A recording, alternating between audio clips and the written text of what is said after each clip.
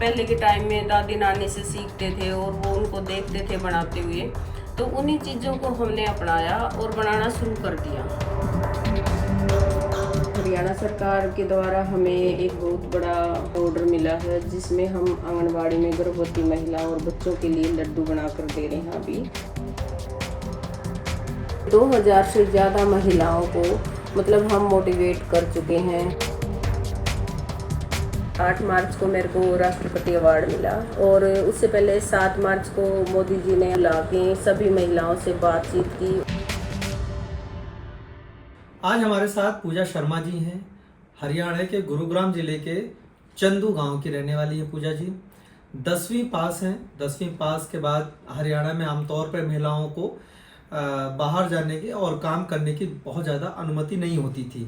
जिस जमाने में पूजा जी ने अपने पैर बाहर निकाले, अपने घर के चौखट को उन्होंने पार किया, दहलीजों को पार किया और आज एक वो मिसाल के तौर पर करोड़ों महिलाओं के लिए पेश हुई हैं। पूजा जी को राष्ट्रपति द्वारा नारी शक्ति पुरस्कार मिल चुका है। इसके अलावा कई अवार्ड्स उनके नाम हैं। पूजा जी सेल्फ हेल्प ग्रुप चलाती हैं, जिसके जरिए आज न केवल पूजा जी की आर्थिक स्थिति में सुधार हुआ है, बल्कि चंदू गांव और आसपास के कम से कम 150 से 200 महिलाओं की स्थिति बदल गई है। पूजा जी, सबसे पहले आप अपने बारे में बताइए और आपने कहां से शुरुआत की, कैसे इंस्पिरेशन आपको मिली और आपने घर परिवार, आप ऐसे परिवार से हैं जहां पर महिलाओं को उतनी आज़ादी नहीं मिलती थी, आपने कैसे घर की दहलीज को पार किया और आज इस मुकाम पर पहुंची? देखिए, मैं झज्जर डिस्ट्रिक्ट के बाकरा गांव की बेटी हूं और हमारा जो गांव है वो छोटा सा गांव था। पढ़ाई करने के लिए भी दूसरे गांव में जाना पड़ता था, लेकिन मेरे पापा जो है आर्मी से रिटायर हैं, कैप्टन से, तो उनका मानना था कि बेटियों को पढ़ाना चाहिए। लेकिन गांव और समाज को देखते हुए छोटी उम्र में ही मेरी भी शादी कर दी गई, क्योंकि जो हमारा गांव था, मतलब गांव के लोगों की सोच होती थी कि बेटियों को ज़्यादा छूट नहीं देनी चाहिए। अब समय में मतलब बदलाव आया है और लड़कियों को पढ़ाने लगे हैं लोग, लेकिन उस टाइम पे 10वीं पास करते ही मेरी शादी हो गई थी। शादी होने के बाद जैसे ही मैं यहाँ पे आई तो एक सामान्य सा परिवार था, ऐसे ही सब चलता रहा और 3 मेरे बच्चे हो गए, मतलब 2024 तक। तो जब परिवार बढ़ता है तो परिवार से अलग कर देते हैं, हरियाणा में लोगों मतलब परिवार से अलग कर दिया गया। तो उस टाइम पे मैंने ये सोचा कि अब मैं क्या करूं, कि कैसे मैं अपने पति की हेल्प करूं। मेरे हस्बैंड जो है एग्रीकल्चर मार्केटिंग कमेटी में हैं, सब्जी मंडी गाजीपुर में, तो परमानेंट जॉब नहीं थी, तो सैलरी भी कम थी। मैंने सोचा कि क्या करूं ऐसा मैं इनकी मदद कर पाऊं। तो यही सोच के मैंने 1.5 साल तक एक सामाजिक कार्यकर्ता के रूप में एक गांव में काम किया। इकबालपुर नाम का गांव है पास में ही। उसमें 9 से 1 बजे तक का टाइम होता था और उसमें मतलब 1 घंटा मेरा गांव में विजिट का होता था और 12 बजे तक मैं बच्चों के साथ एक्टिविटी कराती थी। तो गांव काफ़ी पिछड़ा हुआ था, जैसे कि महिलाएं हैं गर्भवती जो इंजेक्शन नहीं लगवाती थी, खान पान अच्छा नहीं था, बच्चों को लोग स्कूल नहीं भेजते थे। तो मैं उनको घर घर जाके मोटिवेट करती थी कि आप बच्चों को आंगनबाड़ी में भेजें, स्कूल में भेजें।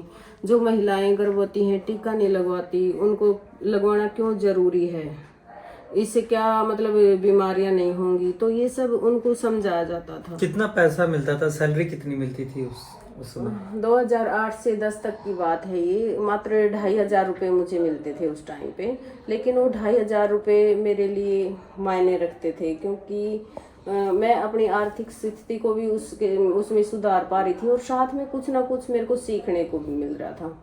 तो ऐसे ही सब चलता रहा। फिर 2013 में हमारे यहाँ पे कृषि विज्ञान केंद्र की तरफ से सिलाई सेंटर आया, जिसमें मैंने भी सिलाई सीखी और 30 महिलाओं ने ट्रेनिंग ली। तो जब ट्रेनिंग ख़त्म हुई तो मैंने ये बोला कि आप, जैसे कविता मैडम थी वहाँ पे, कविता बेस्ट, तो मैंने उनको बोला कि मैम आप हमें ऐसी कोई ट्रेनिंग दें जिससे हम महिलाएं कुछ काम कर सकें और जिससे 2 पैसे की हम आमदनी कर सकें, क्योंकि 30 की 30 महिलाएं सिलाई नहीं कर सकती। तो मैम ने बोला कि आपको इसके लिए कृषि विज्ञान केंद्र आना पड़ेगा। तो उस टाइम पे महिलाओं को जो है घर से बाहर निकलने की इतनी इजाज़त भी नहीं थी और परिवार वाले निकलने भी नहीं देते थे। लेकिन 10 महिलाओं को बड़ी मुश्किल से समझा के और हमने मतलब ट्रेनिंग ली। और स्थिति ऐसी थी महिलाओं की कि उस टाइम पे किराया देने का भी पैसा हमारे पास नहीं था। तो कृषि विज्ञान केंद्र ने ही हमारे जो आने जाने का ऑटो का किराया था वो दिया और हमने ट्रेनिंग ली। ट्रेनिंग लेने के बाद जैसे ही हमने काम शुरू किया तो केवीके ने काफ़ी हेल्प भी की, जैसे पैकिंग है, लेवलिंग है, मशीनरी है, जैसे उन्होंने माइक्रोवेव ओवन दिया और हमने मतलब रोस्टेड सोया नट्स की ट्रेनिंग ली। तो एक प्रोडक्ट को लेके फिर जैसे हमने बनाना शुरू किया तो इसके साथ ही हमने हरियाणा राज्य ग्रामीण आजीविका मिशन से अपने समूह को जोड़ा। उससे जुड़ने के बाद क्या हुआ कि हमारे जो प्रोडक्ट थे उनको हम एक बड़ी जगह पे ले जाने का अवसर हमें मिला।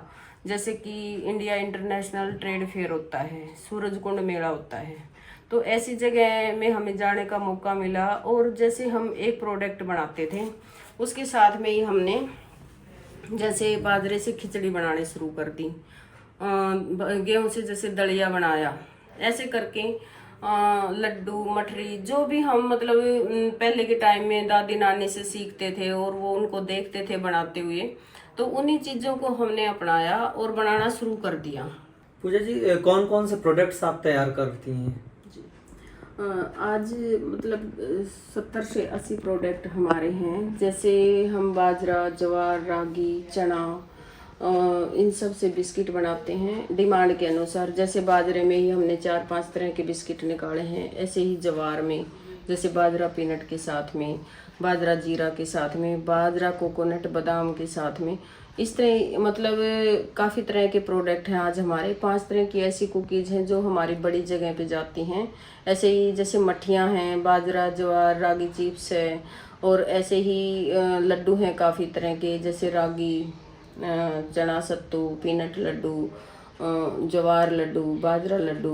तो हम मतलब लोगों की डिमांड के अनुसार भी प्रोडक्ट बनाते हैं। जैसी जिसकी डिमांड होती है कि मेरे को जैसे मीठे में देसी खांड डलवानी है या मेरे को गुड़ डलवाना है, तो डिमांड के अनुसार भी हम लोगों को प्रोडक्ट बना के। कहाँ कहाँ सप्लाई होता है आपके ये आइटम्स जो है, वो सप्लाई कहाँ कहाँ होता है? आज जैसे हरियाणा सरकार के द्वारा हमें एक बहुत बड़ा काफ़ी बड़ी मात्रा में ऑर्डर मिला है, जिसमें हम आंगनबाड़ी में गर्भवती महिलाओं और बच्चों के लिए लड्डू बनाकर दे रहे हैं। अभी 5 ऑर्डर हमारे जा चुके हैं। बाकी हैफेड के साथ MOU है हमारा, और काफ़ी सारे ऐसे लोग हैं जिनके साथ हम कोलेबोरेशन में काम कर रहे हैं। एक सवाल मैं आपको रोक रहा हूँ इसलिए कि एक सवाल होता है कि बहुत सारी महिलाएं सेल्फ हेल्प ग्रुप चलाती हैं, ठीक है, लेकिन वो मार्केटिंग नहीं कर पाती हैं जी। तो वो कैसे आपने जैसे बताया कि हरियाणा सरकार से आपने MOU किया हुआ है, आपने दूसरे संस्थानों के साथ MOU किया हुआ है, वो कैसे यहाँ तक रीच कर पाए बाकी जो सेल्फ हेल्प ग्रुप चलाती हैं दूर दराज गाँवों में? जैसे कि मैंने आपको बताया, हम कृषि विज्ञान केंद्र से जुड़े हुए हैं, हम हरियाणा राज्य ग्रामीण आजीविका मिशन से जुड़े हुए हैं। ऐसे ही रूट सेट संस्था है हमारे ज़िले में जो बहुत अच्छा काम कर रही है। इन सब से जुड़ने के बाद जैसे पूसा किसान मेला होता है, कृषि विज्ञान केंद्र की तरफ से हम उसमें जाते हैं। इसमें क्या होता है, जाने के बाद हम एग्जीबिशन में अपना स्टॉल लगाते हैं, जिसमें हम अपने सारे प्रोडक्ट को डिस्प्ले करते हैं। तो पूरे देश के लोग उसके अंदर मतलब किसान तो आते ही हैं अपनी अलग अलग वैरायटी लेके, नई नई जो मतलब नई तकनीक के हैं, तो उन्हीं चीज़ों के साथ में देश के अलग अलग हिस्सों से लोग आते हैं, क्योंकि पूसा मेला बहुत ही माना हुआ है। और उसमें हम मतलब अपनी मर्जी के जो भी अच्छे प्रोडक्ट हम चाहते हैं, पेड़ पौधे हों, चाहे खाने के आइटम हों, चाहे कृषि संबंधित मशीनरी हो, तो वो सब मिलती हैं। तो ऐसे ही लोग हमसे जुड़ते हैं। ऐसे ही हम हरियाणा राज्य ग्रामीण आजीविका मिशन के थ्रू सरस मेले में जाते हैं जो पूरे देश में लगते हैं। इससे क्या होता है कि हम अपने प्रोडक्ट को सेल करने के साथ साथ उनका प्रचार प्रसार भी कर सकते हैं। पूजा जी, एक सवाल उठता है कि आप महिलाओं के साथ मिलकर ही काम कर रही हैं, तो अभी तक आपसे मिलकर या आपके साथ जुड़ने के साथ कितनी महिलाओं की किस्मत बदल चुकी है और आप अभी कितनी महिलाएं आपके साथ काम कर रही हैं? आज मतलब 15 से 20 महिलाएं हमारे साथ में काम कर रही हैं, जो कि लड्डू बिस्किट ये सब बनाती हैं। अगर ऑर्डर ज़्यादा बड़ा होता है तो महिलाओं की संख्या भी बढ़ जाती है। बाकी 150 से ज़्यादा महिलाएं समूह के माध्यम से हमारे गांव की मेरे साथ में जुड़ी हुई हैं और 2000 से ज़्यादा महिलाओं को मतलब हम मोटिवेट कर चुके हैं। हमारे यहाँ पे विजिट कर चुकी हैं महिलाएं और कुछ महिलाएं ऐसी हैं जो ट्रेनिंग भी ले चुकी हैं।